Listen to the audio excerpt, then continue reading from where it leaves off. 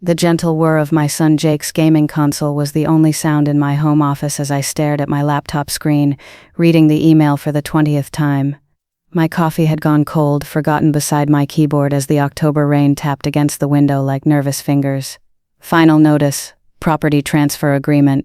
The words swam before my eyes, their implications too heavy to process. After 15 years of marriage, Zara had never mentioned wanting her name on the deed to my grandfather's lake house. The property had been in my family for 3 generations, a haven of childhood memories and summer adventures. Now, according to our family lawyer, she was insisting on joint ownership before the end of the month. "Dad?" Jake's voice startled me. I quickly minimized the email, but not before catching the slight tremor in my hands. At 13, he was getting too observant for his own good. Those dark eyes so like mine, missing nothing these days. "Hey buddy, thought you were deep in your game."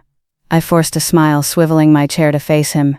He stood in the doorway, still in his soccer practice clothes, mud dried on his cleats.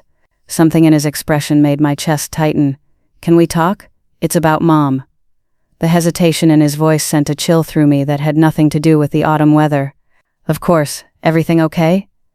Jake glanced over his shoulder, then stepped into the office and closed the door. The soft click seemed to echo in the sudden silence. He pulled out his phone, fingers tapping quickly before holding it out to me.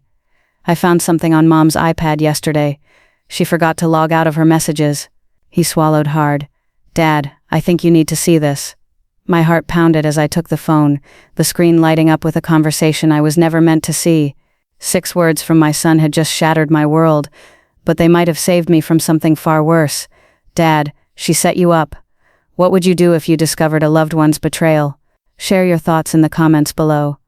Are you listening from somewhere with family property that holds special memories? Let us know where you're from, and don't forget to like and subscribe for more compelling family stories."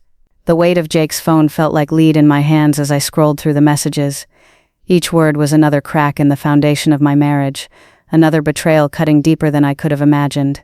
The conversation was between Sarah and someone saved as MK, Marcus Kendrick, I realized with growing nausea. My wife's college sweetheart who had coincidentally moved to our town last spring.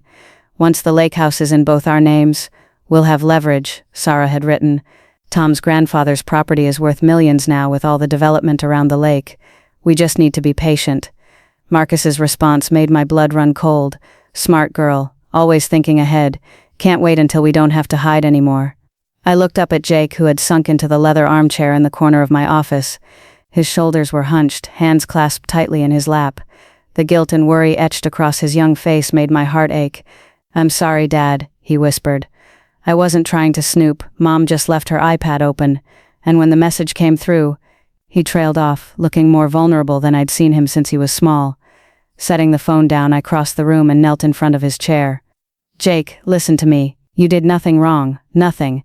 I placed my hands on his shoulders, steady despite the tornado of emotions raging inside me. "I need you to tell me everything you know." He took a deep breath, and I saw a strength in him I'd never fully appreciated before. "It started about 6 months ago. I noticed Mom taking a lot of private calls in the garden. She'd always end them if I came outside." Jake's eyes met mine, determination replacing his earlier uncertainty.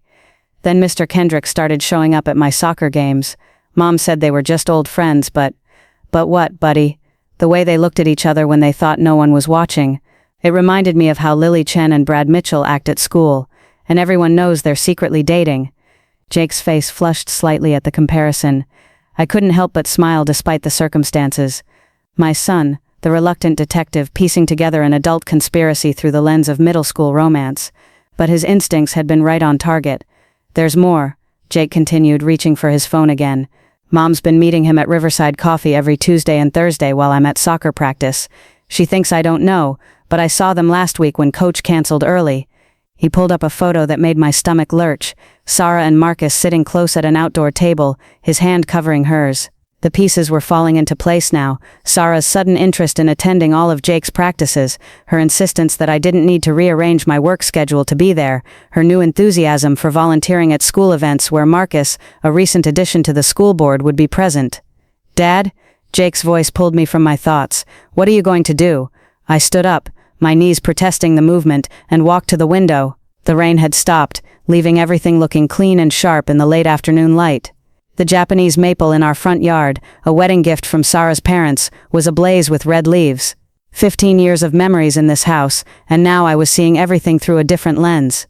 "First, I'm calling our lawyer," I said, turning back to Jake. "Then we're going to figure this out together. But I need you to promise me something." He sat up straighter, eager to help. "Anything. Don't confront your mother about this. Don't let on that we know anything. Can you do that for me?" Jake nodded solemnly. "I can. I'm good at keeping secrets when they matter." A shadow crossed his face. "Like how I knew about her and Mr. Kendrick for weeks before I told you. I wanted to be sure before I said anything." Pride swelled in my chest, mingling with the ache of knowing my son had carried this burden alone. "You're stronger than I was at your age, you know that." I moved back to his chair and pulled him into a hug. After a moment's hesitation, he hugged back fiercely. "We're going to be okay, right?" He mumbled into my shirt. "We are," I assured him, making a promise to both of us, because we have each other's backs. When we pulled apart, Jake wiped quickly at his eyes. "What about the lake house? Mom can't take it, can she?"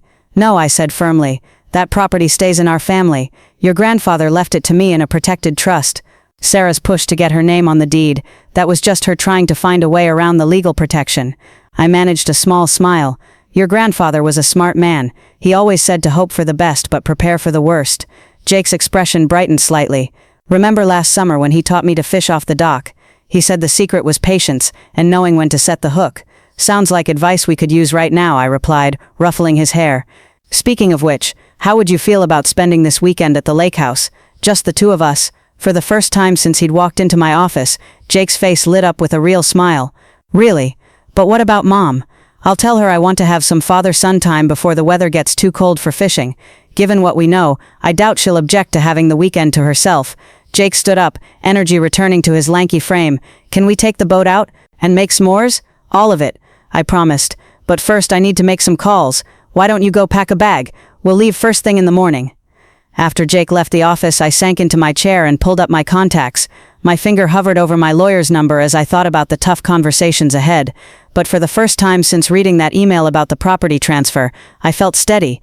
My son's courage in telling me the truth had given me something precious, time to protect what mattered most. I glanced at the family photo on my desk. Sarah, Jake, and me at the lake house last summer, all smiles for the camera. Soon I'd have to face the reality that the woman in that photo wasn't who I thought she was. But right now, I had a fishing trip to plan with the one person who'd proven I could trust him absolutely. I picked up my phone and dialed. "Jim, it's Tom Sullivan. I need your help with something urgent. It's about the lake house. Can you relate to Jake's dilemma of discovering a difficult truth? How long should someone wait before revealing such information? Share your thoughts below, but remember to consider the impact on all family members involved." Dawn broke over our suburban street as Jake and I loaded the last of our gear into my truck. The morning air was crisp, carrying the sweet decay of fallen leaves and the promise of adventure. Sarah stood in the doorway, wrapped in her silk robe, coffee mug in hand. "You boys sure you don't want me to come along?" she called out, her voice honey-sweet. "I could pack a lunch." "Thanks, honey, but this is guy time," I replied, keeping my tone light despite the churning in my stomach. "Besides, you've got that school board meeting on Sunday, right?" A flicker of something, relief, crossed her face. "Oh, right, the budget review with Marcus. Mr. Kendrick." She caught herself quickly, but I saw Jake's shoulders tense as he climbed into the passenger seat. "Have fun with your spreadsheets," I said, managing a wave as I got behind the wheel. In the rearview mirror, I watched Sarah's figure grow smaller until we turned the corner. Only then did I let out the breath I'd been holding. Jake broke the silence first. "She didn't even try to hide it, did she? About the meeting with him? No, buddy. She didn't." I gripped the steering wheel tighter. "But that might work in our favor." We drove for an hour, the suburban sprawl giving way to rolling countryside. Jake dozed off briefly, his face peaceful in the morning light. I thought about how much he'd grown up in the past few days, not just physically, but in ways no 13-year-old should have to. The familiar curve of Lakefront Road woke him. As we pulled up to the weathered cabin, my phone buzzed. A text from Jim, my lawyer. "Documents ready, meeting set for Monday. 9 a.m. Don't sign anything before then." I was pocketing my phone when Jake's sharp intake of breath made me look up. There, parked partially hidden behind the old boathouse, was a sleek black BMW I'd never seen before. "Dad," Jake whispered, "that's Mr. Kendrick's car." My blood ran cold. Sarah's voice echoed in my head. You boys sure you don't want me to come along? She'd known. She'd known all along we were coming here. Jake, get back in the truck, I said quietly. But before either of us could move, the cabin door opened. Marcus Kendrick stepped onto the porch looking perfectly at home in designer jeans and a cashmere sweater. The smile on his face faltered slightly when he saw Jake. Tom, what a surprise, he called out, recovering quickly. Sarah mentioned you might be up this weekend. She asked me to check on that leak in the boathouse roof. Did she now? I kept my voice steady, positioning myself between Jake and the porch. Funny, I don't remember any leak. Oh, it's recent, just trying to help out an old friend. He started down the steps, hand extended in greeting. Jake, good to see you, champ. How's the soccer team doing? Jake's response surprised us both. Better before you started coming to our games. His voice was sharp with accusation. Marcus's smile slipped again, a flash of anger crossing his features before he masked it. Kids, he chuckled, always imagining things. Like you and my mom at Riverside Coffee. Jake shot back. Was I imagining that too? The tension crackled like static before a storm. Marcus's face hardened as he looked between us, realizing his carefully constructed narrative was crumbling. Tom, he said, his tone shifting to something more businesslike, maybe we should talk privately. There are some things you should know about Sarah's plans for the property. No. The word came out like a gunshot. Whatever you and Sarah are planning, you can take it up with my lawyer on Monday. He took another step forward, all pretense gone now. Don't be difficult about this, Tom. Sarah's made her choice. The smart thing would be to handle this amicably. The smart thing, I said, would be for you to get in your car and leave, now. Marcus's laugh was cold. Or what?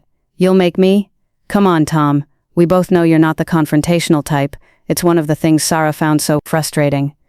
Before I could respond, Jake darted forward, snatching something from the porch railing, Marcus's car keys. In one fluid motion, he turned and hurled them far out over the lake. We watched in stunned silence as they arced through the air and disappeared with a distant splash. Oops, Jake said, his voice trembling but defiant. Guess you'll have to call a tow truck.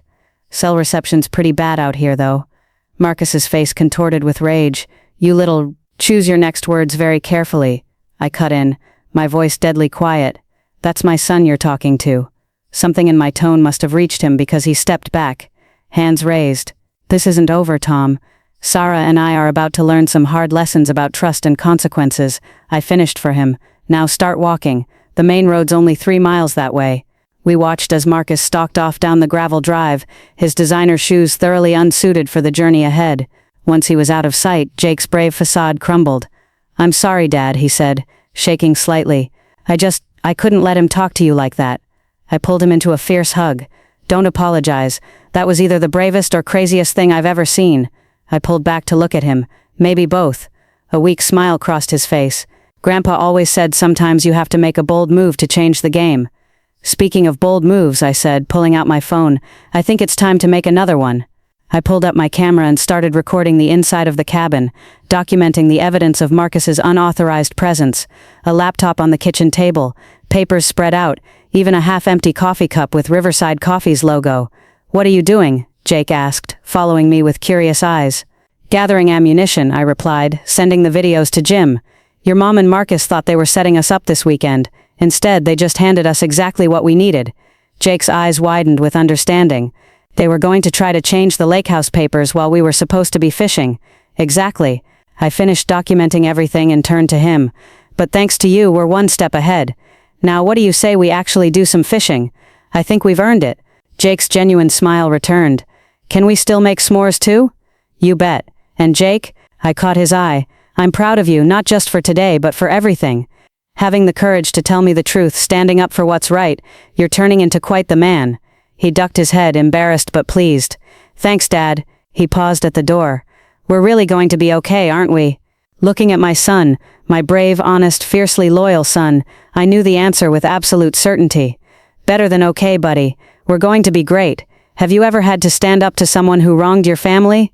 What gave you the courage to take action? Share your story in the comments below, and let us know how it changed your relationships.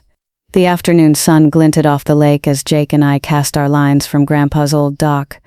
We'd spent the last few hours methodically removing every trace of Marcus's presence from the cabin, documenting everything before storing his abandoned belongings in the boathouse. My phone had buzzed constantly with messages from Sarah, each one more frantic than the last, but I'd only responded once, enjoying quality time with our son. See you Sunday. Dad? Jake's voice pulled me from my thoughts. I think I got something. His rod bent promisingly as he reeled in what turned out to be a respectable bass. Just like I taught you, I said proudly, helping him unhook the fish.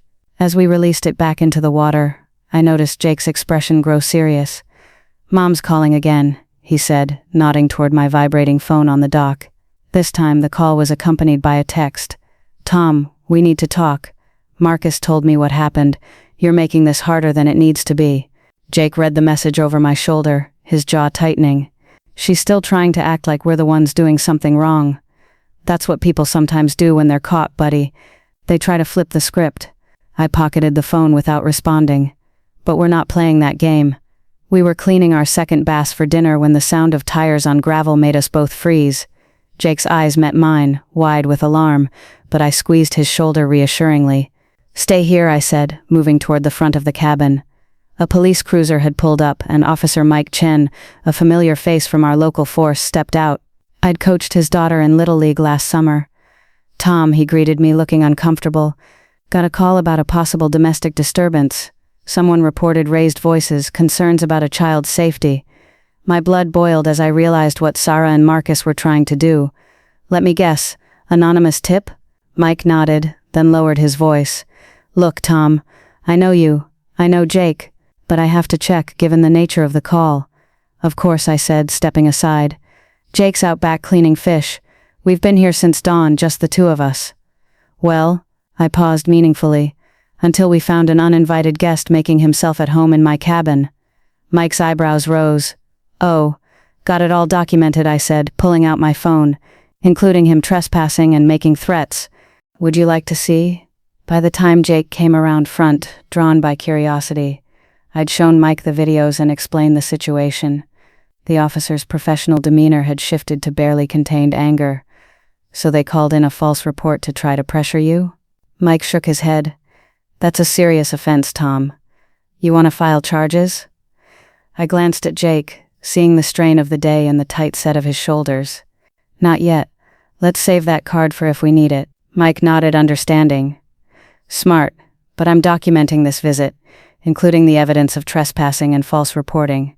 You might need it for your lawyer. He turned to Jake. You okay, son? Jake stood straighter. Yes, sir.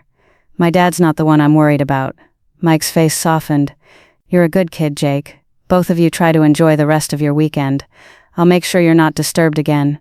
After Mike left, Jake and I sat on the porch steps, watching the sun begin its descent toward the tree line. The bass was forgotten for the moment, neither of us hungry anymore. They're not going to stop, are they? Jake asked quietly. No, probably not. I wrapped an arm around his shoulders. But every move they make just proves we're doing the right thing, remember that? Jake leaned into my side, something he hadn't done since he deemed himself too old for such displays last year. I just don't understand how Mom could change so much. Or maybe she was always like this and I never saw it? The question broke my heart. People are complicated, buddy. Sometimes they make bad choices. Let greed or selfishness override their better nature. But that's about them, not you. You haven't done anything wrong by loving your mom or having good memories with her. But she's trying to take away our special place, he protested. All those summers here teaching me to swim, having campfires. Was any of it real? I turned to face him fully. Those moments were real. The love you felt was real. What's happening now doesn't erase that. It just means we have to be strong enough to protect what matters, even if it hurts. Jake nodded slowly, then reached into his pocket and pulled out a worn piece of paper. I found this in my old tackle box earlier. Remember when we wrote these? It was a bucket list we'd made 2 summers ago, filled with adventures we wanted to have at the lake, catch a record bass, learn to water ski, sleep under the stars, find the end of the rainbow after a storm. We still have a lot of these to do, I said, scanning the list. Can we? Jake asked hesitantly. I mean, after everything's settled with Mom and Mr. Kendrick, can we still make this place ours? You bet we can. I stood up, pulling him with me. In fact, let's start now. Pretty sure catch dinner and cook it over a campfire was on that list somewhere. For the first time since Mike's visit, Jake's face brightened. Race you to get the firewood. As I watched him dart around the cabin, I felt my phone buzz again. This time it was Jim. Just reviewed the videos. Rock solid evidence of attempted fraud. Meeting moved up to 8 a.m. Monday. Sarah won't know what hit her. I typed back a quick acknowledgement, then turned off my phone. The legal battle could wait. Right now I had a campfire to build and a son who needed to know that some things, like the bond between a father and his child, were absolutely unshakable. The smell of wood smoke soon filled the air as Jake arranged kindling with the careful precision I'd taught him years ago. Looking at him in the golden evening light, I saw echoes of both the little boy he'd been and the man he was becoming. Whatever came next, we'd face it together. "Hey, Dad," he called out, proudly displaying his handiwork. "Think this is ready for the fish?" "Perfect," I replied, gathering our forgotten catch. "Just perfect. What childhood place holds special memories for you? How far would you go to protect it? Share your stories of special places and the lengths you've gone to preserve them. Don't forget to like and subscribe for more tales of family bonds tested and strengthened." Sunday morning arrived with a heavy mist rolling off the lake. Jake and I were sharing breakfast on the porch when my phone lit up with a message that made my coffee turn bitter in my mouth. "Found these in Sarah's email. You need to see them now." Jim had attached several PDFs with a note. "Call me immediately." "Everything okay, Dad?" Jake asked, noticing my expression. "Not sure yet, buddy. Give me a few minutes." I stepped inside and dialed Jim's number. He answered on the first ring. "Tom, tell me you're sitting down," my lawyer said without preamble. "Remember those property assessments Sarah kept pushing for last year? The ones she insisted were just for insurance purposes?" My stomach dropped. "Yeah? They weren't for insurance. She was having the land evaluated for commercial development. I've got emails going back 18 months between her and Kendrick Development Group. Marcus isn't just her old flame. He's the CEO's son." The room seemed to tilt sideways. "What? They've been planning this since before he moved to town. The lake house property is the last piece they need for a luxury resort development. Your grandfather's trust protecting the property was the only thing standing in their way." I sank into a kitchen chair, my mind racing back through the past year and a half. Sarah's sudden interest in local zoning meetings, her insistence that we upgrade the cabin's infrastructure, the way she'd started talking about how much work the property required, how it might be better to simplify our lives. "There's more," Jim continued grimly. "The school board position Marcus took, it gives him influence over local land use decisions. They've been laying groundwork everywhere, Tom. This goes deeper than we thought." Through the window I could see Jake skipping stones across the lake's surface, each one creating expanding ripples, just like the revelations hitting me now. "What do we do?" I asked. "Meet me at my office at 7:30 tomorrow. Bring everything you've documented. And Tom, don't let Sarah know you're coming. Based on these emails, she's got a backup plan we need to head off." After hanging up, I stood at the window for a long moment, watching Jake. He turned and waved, his smile reminding me so much of Sarah's that it hurt. How could she plot to destroy a place that held so many family memories? "Dad?" Jake's voice came from the doorway.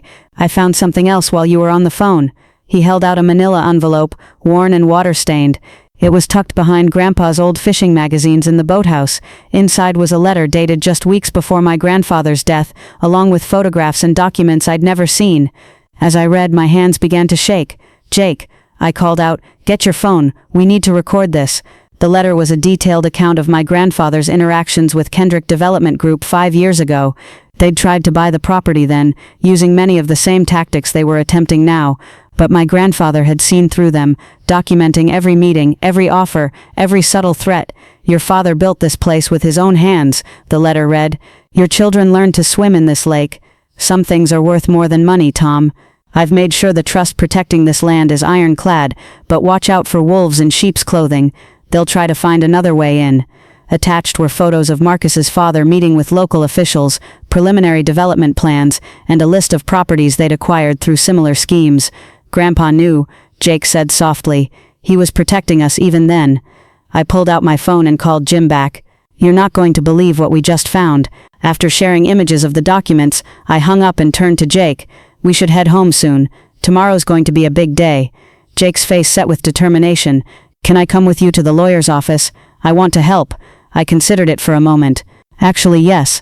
I think you should be there. You're as much a part of this as I am." We packed up in comfortable silence, each lost in our own thoughts. As I locked up the cabin, Jake spoke suddenly. "Dad, do you think Mom ever really loved this place? Or was it all just part of the plan?" I pulled him into a hug, feeling him trembling slightly. I think your mom lost her way. Sometimes people get so focused on what they want that they forget what they have. Like when coach says we get tunnel vision during games? Exactly like that. I stepped back, studying his face. But you know what? Your mom's choices don't change who you are or what this place means to us. Jake nodded, then squared his shoulders. We should take pictures, of everything like it is now, just in case. We spent the next hour photographing every inch of the property, the dock where Jake had caught his first fish, the tree with our height measurements carved into the bark, the stone fire pit where we'd told ghost stories and roasted countless marshmallows. As we finally got in the truck to leave, Jake pulled out Grandpa's letter again. He knew this might happen, but he still believed in love more than money. That's why he protected it, right? Right. I started the engine, watching the cabin grow smaller in the rearview mirror. And tomorrow, we're going to make sure his faith in us wasn't misplaced.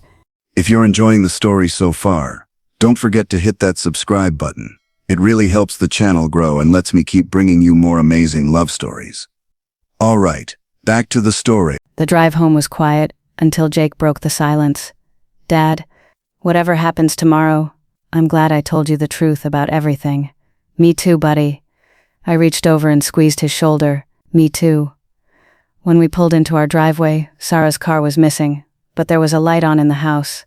Jake tensed beside me. Remember, I said softly, we know something they don't. We've got Grandpa's evidence, and we've got each other. Jake managed a small smile. Like Grandpa wrote, some things are worth more than money. As we walked toward the house, I felt a strange sense of calm. Tomorrow would bring confrontation and hard truths, but tonight I had everything I really needed right here. A son who chose honesty over comfort, a legacy worth protecting, and the strength to face whatever came next. How would you handle discovering that someone close to you had been plotting against your family for years? What would you do to protect your legacy? Share your thoughts, and don't forget to follow for the conclusion of this story. Monday morning dawned gray and cold. Jake and I were up before sunrise, moving quietly through the house while Sarah slept. She'd returned late last night, attempting casual conversation as if the weekend hadn't happened. We'd maintained our facade, saying little about our time at the lake. The drive to Jim's office was tense with anticipation. Jake clutched his backpack, which contained Grandpa's letter and the original documents we'd found. I'd made copies, but something told me we'd want the originals today. Jim was waiting outside his office building, coffee in hand. His eyebrows rose when he saw Jake. "Good morning, Jake," he said, studying my son thoughtfully. "Your dad tells me you're quite the detective." Jake straightened in his chair once we were settled in Jim's office. "I just told the truth, sir." Sometimes that's the hardest part," Jim replied, spreading documents across his desk. "Now let's go over the plan. Sarah and Marcus should be here in about 20 minutes, thinking this is a simple property transfer meeting." He turned to me. "Tom, are you sure you want Jake here for this? It could get intense." Before I could answer, Jake spoke up. "I need to be here. I found out the truth and I want to see it through." Jim nodded slowly. "All right, but you stay quiet unless we specifically ask you something. Understood?" "Yes, sir." The next 15 minutes were spent reviewing our strategy. Jim had arranged everything meticulously, from the order of revelations to the positioning of chairs in the conference room. At 7:55, his secretary buzzed to announce Sarah's arrival. She walked in first, Marcus close behind. Both froze momentarily at the sight of Jake. "What's going on?" Sarah asked, her voice sharp. "Why is Jake here instead of at school?" "He's here because this concerns his future too," I replied calmly. "Please sit down." Marcus moved to speak, but Jim cut him off. "Mr. Kendrick, as this is a private family matter, I'll have to ask you to wait outside." "Actually," Marcus smiled smoothly, "I'm here as Sarah's legal counsel." "No," Jim's voice was steel. "You're here as CEO Richard Kendrick's son and representative of Kendrick Development Group, a fact you should have disclosed when you joined the school board, by the way." The color drained from Sarah's face. Marcus's smile vanished. "Now," Jim continued, "you can either wait outside or I can make a call to the state ethics board about your undisclosed conflicts of interest. Your choice." After Marcus left, Sarah turned to me, her expression hardening. "So this is how you want to play it? Ambushing me with lawyers? Like you ambushed Dad with the property transfer?" Jake's voice was quiet but clear. "Jake, honey, you don't understand." "I understand everything," he cut in, pulling out his phone. "Want to see the pictures I took of you and Mr. Kendrick at Riverside Coffee? Or should we talk about what I found on your iPad?" Sarah's face crumpled. You went through my private messages? No, Mom. You left them open. Just like you left open the emails about selling the lake house to developers. I watched my wife carefully, seeing the moment she realized how completely her plans had unraveled. She switched tactics, tears welling up. Tom, please. You have to understand. That property is worth millions. We could set Jake up for life, give him every opportunity. Stop. My voice was quiet but firm. Don't pretend this was for Jake. We found Grandpa's letter. Jim slid the worn envelope across the table. Sarah's hand shook as she recognized her father-in-law's handwriting. He knew about the development plans 5 years ago. I continued. Knew they'd try again, probably through someone we trusted. That's why he set up the trust the way he did. The way you've been trying to circumvent, Jim added, laying out printouts of Sarah's emails with the development group. 18 months of planning, using your own son's activities as cover for meetings. That's quite elaborate. Sarah's tears dried up, replaced by cold anger. Fine, you caught me. But you can't stop progress, Tom. That land is going to be developed eventually. Why shouldn't we benefit from it? Because some things mean more than money, Jake said, his voice breaking slightly. Like the memories we made there. Like trust. The conference room fell silent. Sarah stared at our son as if seeing him for the first time. Here's what's going to happen, Jim said, pushing a document across the table. You're going to sign this, acknowledging you have no claim to the lake house property. In exchange, we won't pursue charges for attempted fraud or report Marcus's ethics violations. And if I refuse, then we go public with everything, I said quietly. The development scheme, the false police report this weekend, all of it, your choice. Sarah's hand trembled as she reached for the pen. You've thought of everything, haven't you? No, Mom, Jake replied. You just didn't think we'd figure it out. After Sarah signed and left, Jim gathered the documents while Jake and I sat in stunned silence. Finally, my son spoke. Is it really over? This part is, I answered, pulling him close. But we've got work to do. What do you mean? Well, I smiled slightly. I was thinking about that bucket list of ours. Maybe it's time to add some new adventures, like making sure other families can make memories at the lake, too. Jake's eyes lit up with understanding. You mean? Your grandfather protected the land so it would stay in the family, but he never said we couldn't share it. What if we turned part of it into a proper campground? Keep the cabin private, but let other kids learn to fish and swim there. Like a legacy? Jake asked. Exactly like that. Jim cleared his throat. If you're serious about that idea, I know some conservation trusts that might be interested in helping. Could make sure the land stays protected forever. As we left the office, Jake reached for my hand, something he hadn't done in years. Dad, I'm sorry about Mom. Me too, buddy, but I'm incredibly proud of you. You chose truth over comfort, right over easy. That takes real courage. I learned it from you, he said, and Grandpa. The morning sun had finally broken through the clouds as we walked to the car. Jim had arranged for Jake to have an excused absence from school, so we had the whole day ahead of us. Want to go to the lake? I asked. Start planning our campground. Jake's smile was answer enough. Sometimes I realized, the best way to heal from betrayal is to build something new from the ashes of what was lost. And who better to build with than the son who'd shown me what real loyalty looks like? How would you rebuild after discovering a betrayal? What would you create from the pieces left behind? Share your stories of renewal, and don't forget to follow for more tales of family, loyalty, and redemption. 1 year later, the sign at the entrance to Sullivan Family Campground gleamed in the early summer sun, where memories take root. Jake had designed it himself, incorporating an image of Grandpa's old fishing boat and the silhouette of our cabin against a sunset sky. Looking good, son, I said, watching him put the finishing touches on the fresh coat of varnish, just in time for opening weekend. It had been a whirlwind year. After Sarah moved out, Jake and I had thrown ourselves into transforming the lakefront property into something new while preserving everything that made it special. The conservation trust Jim recommended had been invaluable, helping us create a sustainable plan that protected the land while making it accessible to other families. Mr. Sullivan? A familiar voice called out. Mike Chen approached, carrying fishing gear. Jake around. Emily's been talking about nothing else but fishing with him all week.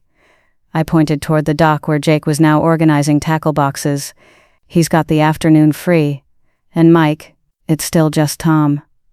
Mike's daughter Emily, now 14, rushed past us toward Jake. In the months since that tense police visit last year, The Chen family had become regular fixtures at the lake. Emily and Jake had grown especially close, bonding over their shared love of fishing and their experiences with family upheaval.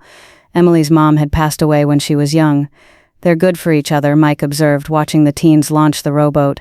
"After everything that happened, well, it's nice to see them both smiling again." I nodded, thinking about how far we'd come. The divorce had been finalized 6 months ago, relatively smooth once Sarah realized we had enough evidence to destroy both her and Marcus's reputations. She'd moved to the city, taking a job with Kendrick Development Group's main office. Jake still saw her occasionally, but their relationship remained strained. "Dad," Jake called out, waving from the boat. "Emily's never caught a bass before. We're gonna fix that. Just be back before the welcome barbecue," I reminded them. "Emily's never caught a bass before. We're gonna fix that. Just be back before the welcome barbecue," I reminded them. Tonight marked the official opening of the campground, with several families arriving for the weekend. As I walked back toward the cabin, now serving as the campground office and our home, I passed the memorial garden we'd planted in Grandpa's honor. Native wildflowers surrounded a simple stone marker engraved with his favorite saying, "Some legacies can't be measured in dollars." Inside, I found Jake's latest project spread across the kitchen table, a hand-drawn map marking all the best fishing spots, swimming holes, and hiking trails around the lake. He'd been working on it for weeks, determined to help other kids discover the magic of this place. My phone buzzed with a text from Sarah. "Jake's birthday next week. Would he want to have dinner in the city?" Before I could respond, another message arrived. "Marcus and I are engaged. I'd like to tell him in person." I set the phone down, knowing this conversation would need to wait. Jake had been doing better lately, but news like this required careful timing. "Hey, Dad," Jake burst through the door, soaking wet and grinning. "Emily caught a huge one. Nearly pulled her in, but she did it." Emily followed, equally drenched but beaming. "Jake's a really good teacher," she said shyly. "Learning from the best," I replied, tossing them both towels.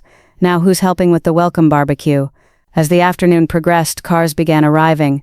Families set up tents in the designated camping areas, kids explored the hiking trails, and the air filled with the sounds of laughter and excitement. Jake and Emily had appointed themselves unofficial guides, showing other kids the best spots for skipping stones and watching for eagles. Mike joined me by the grill as sunset approached. "You've created something special here, Tom. This is exactly what the community needed." I watched Jake demonstrate proper marshmallow roasting technique to a group of younger kids, his confidence growing with each explanation. "Actually, Jake created it. I just helped with the paperwork." Speaking of paperwork, Mike lowered his voice. "Heard anything more about those development plans for the North Shore?" I nodded grimly. "Kendrick Development Group bought 3 more properties last month. They're still trying to build that resort. But they can't touch this place now, right?" "No. The Conservation Trust makes sure of that. This land will stay exactly what it is, a place for families to connect, for kids to learn about nature, for memories to grow." As if on cue, a cheer went up from the fire pit. Emily had achieved the perfect golden brown marshmallow on her first try, earning high praise from Jake and their new friends. Later that night, after the campers had settled in and the Chen family had headed home, Jake and I sat on the cabin porch, watching fireflies dance over the lake. "Dad?" Jake's voice was thoughtful. "Do you think Grandpa would like what we've done with the place?" I smiled, remembering my father's laugh, his patient fishing lessons, his absolute conviction that this land was meant for more than profit. "I think he'd love it, buddy. Especially your part in it." Jake was quiet for a moment. "Mom texted me about having dinner next week. She wants to tell me something important." "I know. I studied his profile, so mature now at 14. How do you feel about that?" He shrugged, but I could see him processing. "I'm not angry anymore. Not really. Just disappointed, I guess. But you know what? If she hadn't done what she did, we might never have created all this." I wrapped an arm around his shoulders, marveling at his wisdom. "Sometimes the best things grow from difficult situations. Like our campground," he said, then grinned. "And like Emily becoming my best friend." "Oh, just your best friend?" I teased, earning an embarrassed groan. "Dad, stop." But he was smiling. A shooting star streaked across the sky, and we both made silent wishes, an old tradition from when Jake was small. "Ready for another busy day tomorrow?" I asked. Jake nodded, standing up and stretching. "Yeah. Emily's bringing her camera to help me make a proper trail guide, and I promised to teach the Anderson kids how to build a safe campfire." As he headed inside, I stayed on the porch a moment longer, taking in the peaceful scene. The lake reflected starlight like scattered diamonds, cicadas sang their summer symphony, and somewhere in the distance, a loon called out across the water. Grandpa had been right. Some things were worth more than money, like the pride in my son's eyes when he helped someone else fall in love with this place, or the way he'd turned betrayal into an opportunity to build something meaningful. Tomorrow would bring new families, new stories, new memories taking root along these shores. But tonight, I simply sat in grateful silence, thankful for second chances and the wisdom of a 13-year-old boy who'd chosen truth over comfort, healing over bitterness, and growth over grief. What places from your childhood would you protect at all costs? How have you transformed difficult situations into opportunities for growth? Share your stories in the comments below. The late August heat shimmered over the lake as Jake and Emily sat on their favorite dock, feet dangling in the cool water. 3 months into the campground's first season, they'd fallen into an easy routine of morning fishing lessons for the younger kids, afternoon trail guides, and quiet evenings like this when the day's activities wound down. "So," Emily said, breaking their comfortable silence, "are you going to the back-to-school dance next week?" Jake's heart skipped a beat, but he kept his eyes fixed on the water. "Hadn't really thought about it." "Liar," she laughed, splashing him playfully. "You've been checking the sign-up sheet every day during summer school." I watched their interaction from the boathouse where I was pretending to organize fishing gear. Mike stood beside me, both of us trying to look busy while keeping an eye on our kids. "They're not very subtle, are they?" Mike chuckled. "About as subtle as two bass during spawning season," I agreed. The past few months had brought changes I hadn't expected. While Jake and Emily had always been close friends, something had shifted recently. Their easy banter now carried undertones of nervous energy. Their work meetings to plan campground activities somehow always ended up lasting hours longer than necessary. "Dad," Jake called out, making me jump guiltily. "Can Emily stay for dinner? We need to finish the new trail maps for tomorrow's group." "Sure," I called back, exchanging knowing looks with Mike. "As long as it's okay with her dad." "Already cleared it," Mike said quietly. "Emily's been planning this all day. She's going to ask Jake to the dance."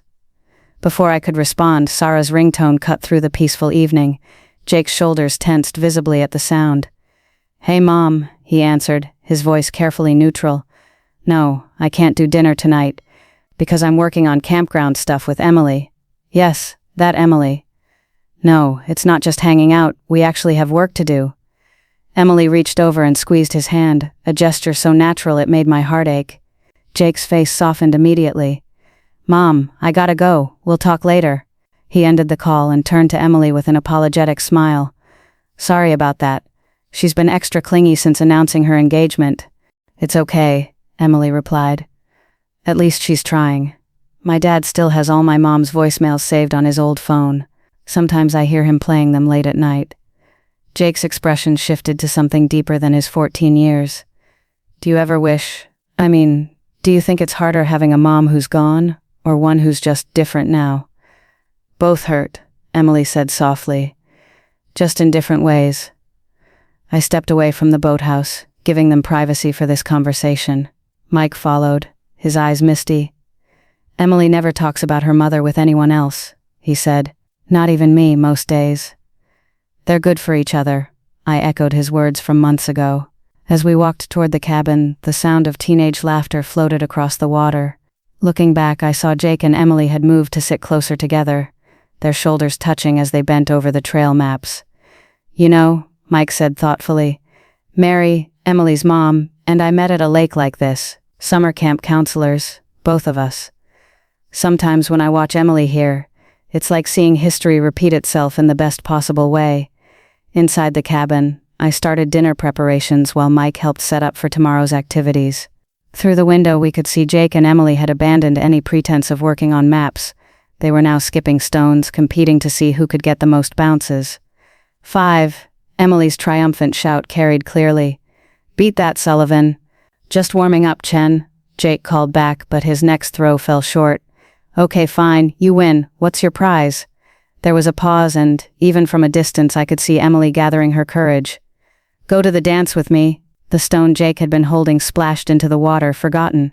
For a heart-stopping moment, he stood completely still. "Really?" His voice cracked slightly. "Unless you don't want to." Yes. Jake took a deep breath. "I'd really like that."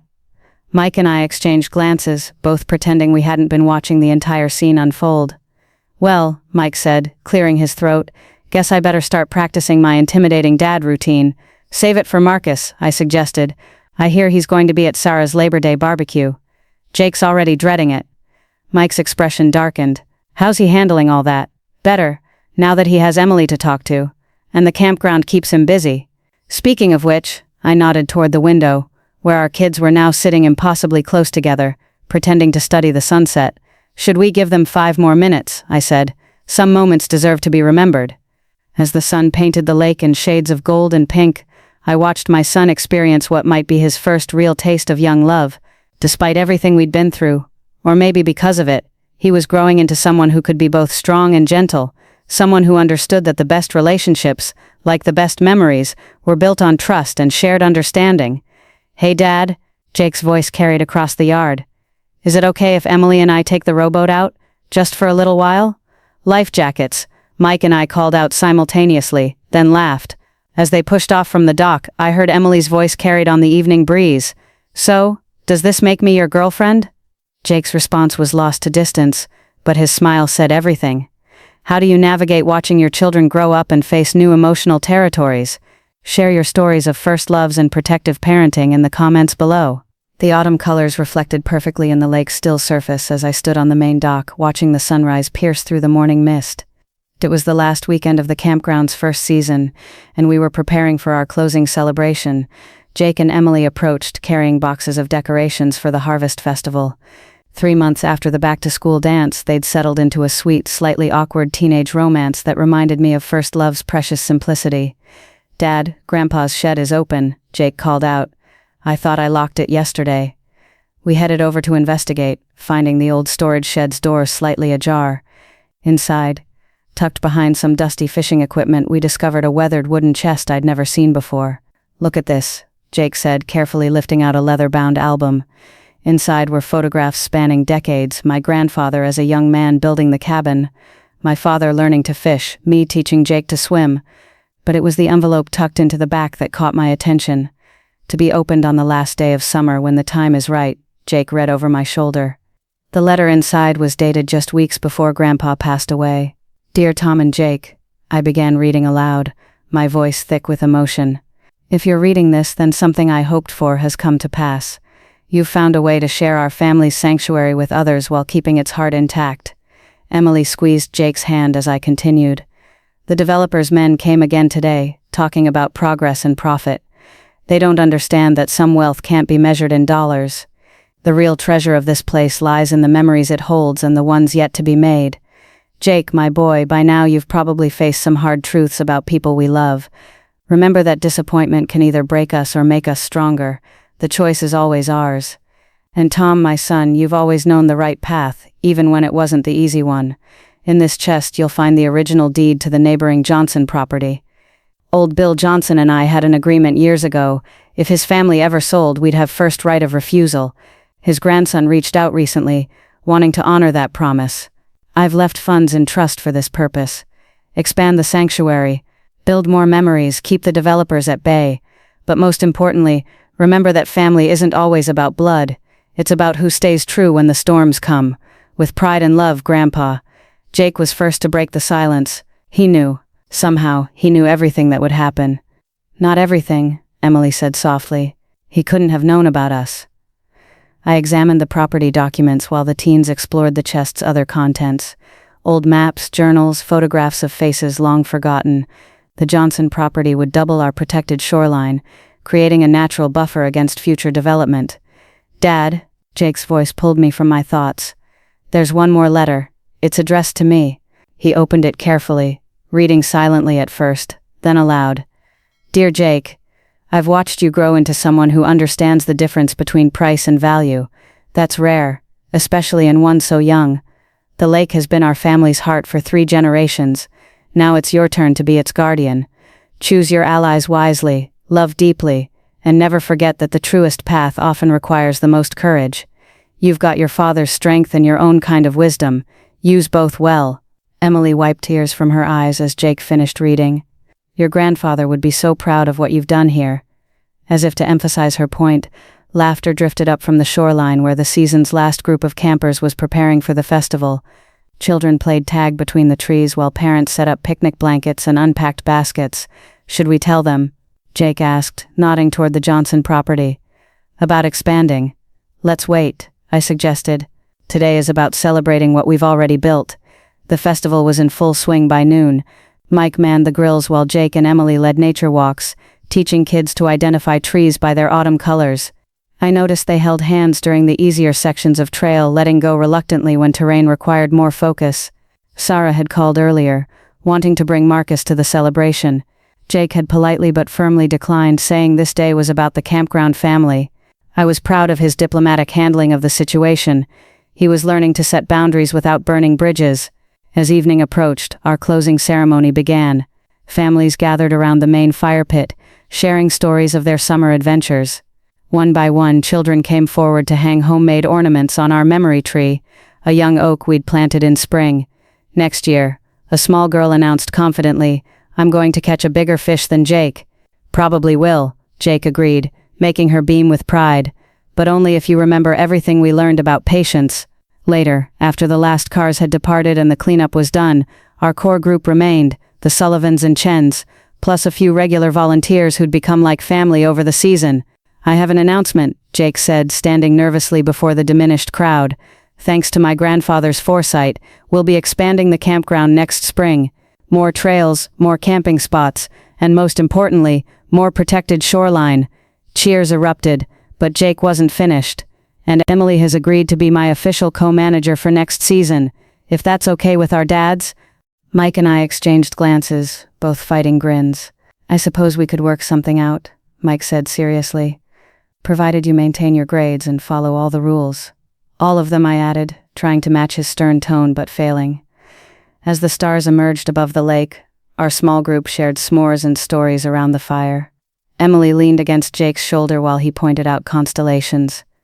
Mike showed some of the volunteers how to play his guitar, and I sat back, watching it all, feeling my grandfather's presence in every happy moment. "Hey, Dad," Jake called softly. "Think we could read Grandpa's letter again? The main one?" I pulled it out, smoothing the paper carefully. But before I could begin, Jake stood up. "Actually, could I read it? I want everyone to hear what started all this." As my son's clear voice carried across the firelight, reading words written by a man who'd seen the future even as he was leaving it, I realized something profound. The legacy my grandfather had protected wasn't just the land or even the memories we'd made here. It was the understanding that true wealth lies in the connections we forge, the trust we build, and the love we choose to give freely. Jake finished reading and returned to his place beside Emily, who was trying not to cry. Mike strummed his guitar softly, playing a melody that seemed to embrace the moment perfectly. "To family," I said, raising my mug of hot chocolate, "both born and chosen." "To family," everyone echoed. And in that moment, watching the firelight dance across faces both old and new, I knew my grandfather's vision had been fulfilled beyond even his hopes. The lake lay silent beyond our circle of light, its waters holding the reflections of stars and dreams yet to come. Tomorrow would bring new challenges, but tonight was for celebration, of endings and beginnings, of young love and old wisdom, of a legacy not just preserved but transformed. Just like the layers of photographs in the album we'd found, our story was still being written, each page adding depth to what came before. And somewhere, I was certain, my grandfather was smiling.